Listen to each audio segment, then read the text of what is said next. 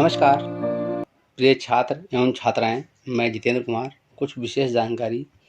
ये dictation 70 word पर minute की स्पीड से दिया गया है। इसे शुरू करने के पहले आप शॉर्ट हैंड सिंह प्रणाली बुक जो 15 अभ्यास से 118 अभ्यास तक है, उसे आप 4-4 अभ्यास के हिसाब से होमवर्क करके व्हाट्सएप के माध्यम से चेक कराएं और अपनी गलती को समझें और जानें, और उसके बाद उसे होम प्रैक्टिस 10 बार करें।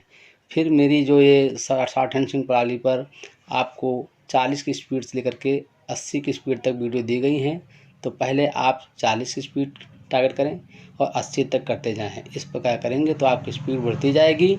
और जो न्यू बच्चे देख रहे हैं, अगर वो मुझसे जुड़ना चाहते हैं तो मुझसे संपर्क करें। जो कॉन्टैक्ट नंबर इस पर दिया गया है। धन्यवाद। Ready, start. समस्या ये है कि क्या महंगाई भत्ता बढ़ाने से कोई अंतर पड़ता है? शासन या संबंधित प्रतिष्ठानों द्वारा वेतन या भत्तों में किसी भी प्रकार की वृद्धि की घोषणा किए जाने के पहले ही बाजार में भाव बढ़ जाते हैं, और उसके साथ ही भत्ते के साथ साथ भाव वृद्धि या मूल्य वृद्धि का चक्र अविराम गति से चला जा रहा है।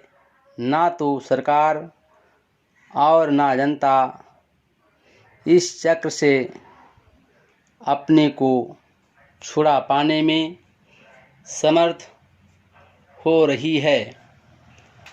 आज देश में एक बहुत बड़ा वर्ग ऐसा है जो अपनी मनमानी हरकतों से देश के भविष्य को खतरे में डाल रहा है।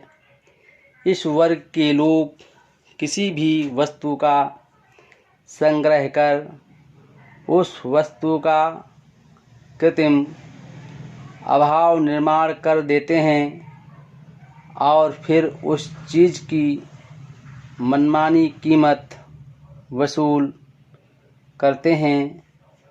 सरकारी अधिकारी राजनीतिक दबाव के कारण जानते हुए भी इसका कोई उपाय नहीं कर सकते, क्योंकि इस वर्ग के लोगों के हाथ बहुत लंबे हैं, उनकी पहुंच बहुत बड़ी है और वे इस प्रकार की आरोपों से साफ बच निकलते हैं।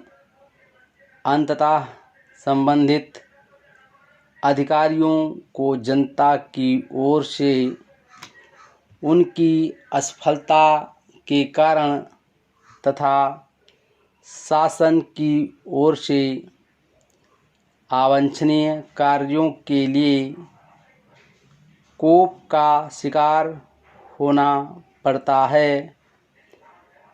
इस सब की परिणति यह होती है कि अधिकारी वर्ग निराश और निश्चेष्ट होकर अपने को समय के अनुसार निष्क्रिय बनाकर अपने सेवा काल में कम से कम झंझट का सामना करते हुए अपनी भावी पेंशन को पाने के लिए अपनी सेवा की अवधि पूरी करने में अग्रसर होता है।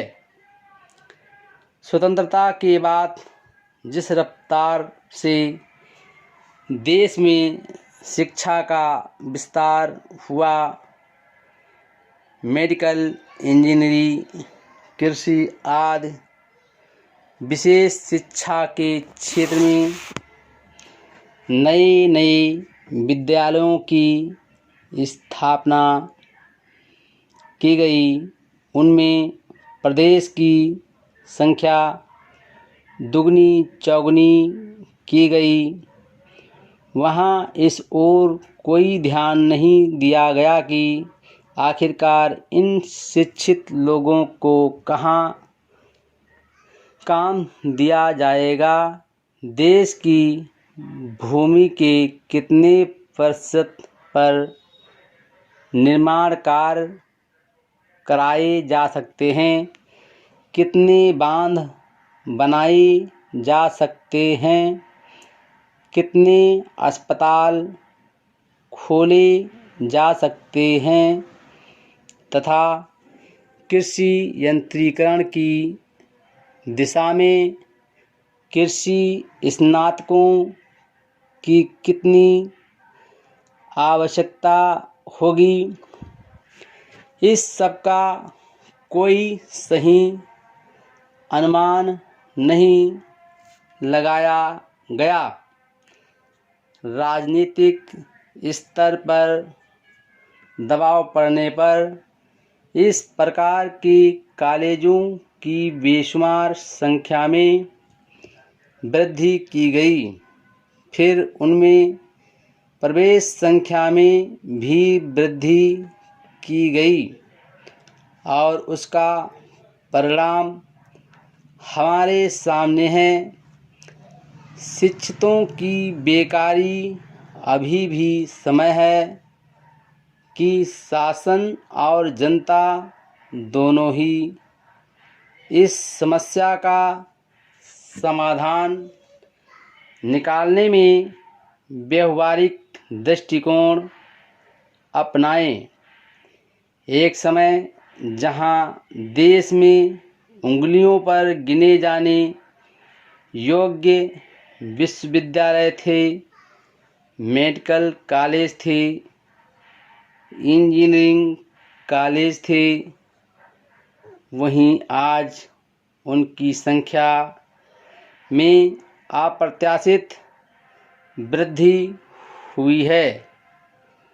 यह सच है कि देश की जनसंख्या के अनुपात से इनकी वृद्धि अत्यधिक न हो, किंतु प्रश्न यह है कि उस शिक्षा का क्या लाभ जो शिक्षित व्यक्ति को कहीं का ना रखे। मैं आपसे पूछता हूँ कि क्या आप बहुमत को अल्पमत से अलग अलग करना चाहते हैं? यदि यह बात है तो सोच लें कि ऐसी स्थिति में बहुमत आप में से किसी के सामने उत्तरदायी न होगा, न ही बहुमत में से कोई आपकी भावों की परवाह करेगा और न ही उन्हें इस बात की चिंता होगी कि उनके कार्यों से आप या आपके साथियों पर क्या प्रभाव पड़ता है।